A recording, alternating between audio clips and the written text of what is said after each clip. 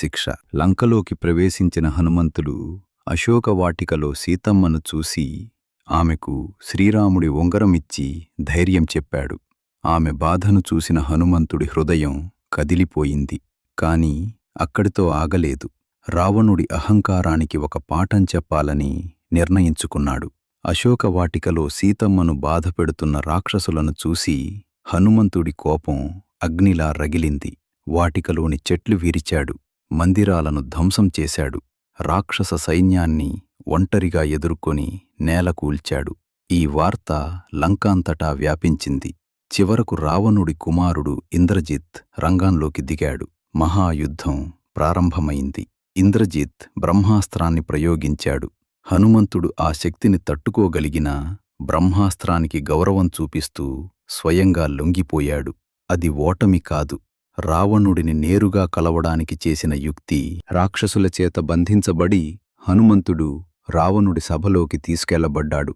రావణుడు అతన్ని చూసి కోపంతో మండిపోయాడు. ఎవడివి నువ్వు అని గర్జించాడు.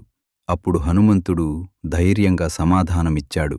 నేను శ్రీరాముడి దూతను, ధర్మం కోసం వచ్చాను అని. ఆ మాటలు విన్న రావణుడు మరింత ఆగ్రహించాడు. హనుమంతుడిని చంపాలని అనుకున్నాడు. కాని విభీషణుడు అడ్డుకొని దూతను చంపడం ధర్మం కాదు అని చెప్పాడు. అప్పుడు రావణుడు కోపంతో ఇవనికి శిక్షగా తోకకు నిప్పు పెట్టండి అని ఆజ్ఞ ఇచ్చాడు. రాక్షసులు హనుమంతుడి తోకకు వస్త్రాలు చుప్పి నిప్పు అంటించారు. కాని అదే క్షణంలో ఒక అద్భుతం జరిగింది. హనుమంతుడు తన తోకను పెంచడం ప్రారంభించాడు. పెంచాడు, ఇంకా పెంచాడు. లంక వీధులంతా ఆ తోక వ్యాపించింది. అది ఇక శిక్ష కాదు, అది ఒక మహా ఆయుధంగా మారింది. అగ్నిజ్వాలలతో హనుమంతుడు లంకలో ఎగిరాడు.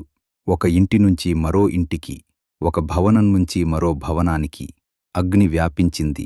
రాక్షసుల గర్వం, రావణుడి అహంకారం అగ్నిలో కరిగిపోయింది. మొత్తం లంక అగ్నికి ఆహుతి అయింది. కాని ఒక విషయం గమనించాలి. హనుమంతుడు సీతమ్మ ఉన్న అశోకవాటికను మాత్రం తాకలేదు.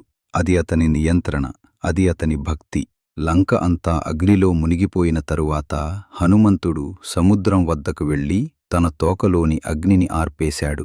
తరువాత మళ్లీ సీతమ్మ దగ్గరకు వెళ్లి శ్రీరాముడు త్వరలో వస్తాడు అని ధైర్యం చెప్పాడు. లంక దహనం అనేది కేవలం విధ్వంసం కాదు, అది అధర్మంపై ధర్మం గెలిచిన ఘట్టం, అహంకారంపై భక్తి గెలిచిన సమయం. హనుమంతుడు చూపించింది కోపం కాదు, ధర్మానికి అవసరమైన శిక్ష. భక్తి, శక్తి, వినయం కలిసిన రూపం హనుమంతుడు. జై శ్రీరామ్, జై హనుమాన్.